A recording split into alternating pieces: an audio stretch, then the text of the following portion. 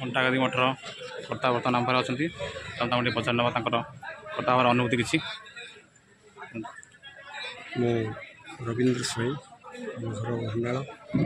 मठ निकटवर्ती मो चाकरी अवसर पर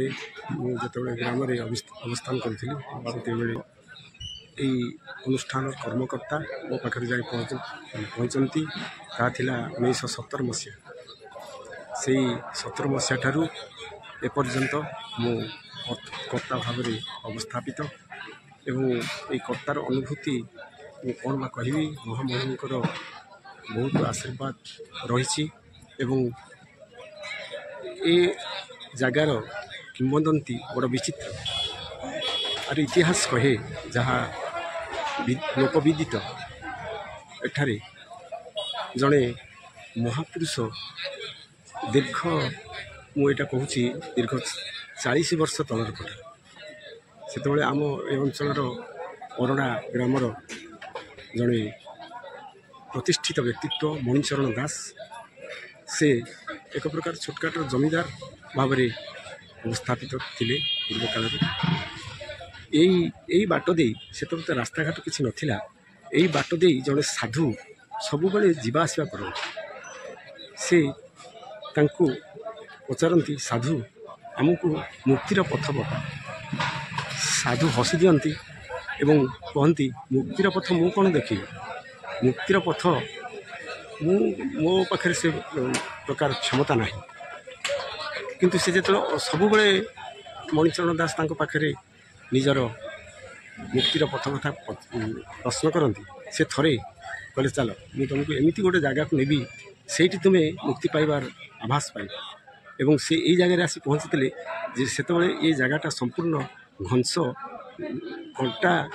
बड़े परिपूर्ण था तेणु कंटा गादी बोली एबे आमर से दिन ठारू ठाकुर जो गोटा सिद्ध पुरुष आविर्भाव होती घंटा गादी नाम ख्यात होती कहले यही जगह तुम्हें देख यही जगह को तुम्हें पूजा कर निश्चित मुक्तिर पथ पाइबे कि मो पाखे ना से दिन ठारू से कौन कले ना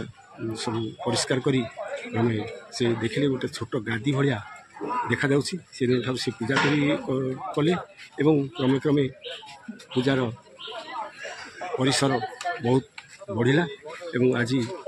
मठ यही पर्यायर आसी पहुँची आ भितर अनेक बाबा आसी जाइछंती एवं शत्रुघ्न बाबा समय मठर बहुत किसी उन्नति होती मोर अनुभूति कथा मु कौन कहि मु जो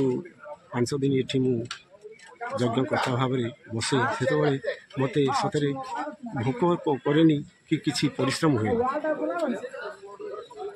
आदौ आदौ भोक बिल्कुल देखानी यहाँ गोटे आश्चर्य कथा समस्ते कहती तुम कौन पूरा उपवास रही आम दिन 1:30 बेले रुटी डालमा टे खाऊ से आहुति दिया हुए मु ठाकुर कि आशीर्वाद निश्चित भाव रही जोटि कि यह सुचारू रूप चली एवं ये यज्ञ ये अंचल आध्यात्मिक परिवेश सृष्टि करिछि एवं लोक मान मन में अभूतपूर्व उत्साह उद्दीपना जीरो ये अनुष्ठान आरंभ हुए एवं जीरो शेष हुए पैसा कौटू आसे केमिति हुए प्रतिदिन प्राय 1000 ऊर्ध्व लोक ये खाती प्रसाद सेवन करती एवं शेष दिन प्राय 10,000 ऊर्ध्व लोक प्रसाद सेवन करते किपरि हुए ता से महापुरुष ही जानती ये कही प्रसंगार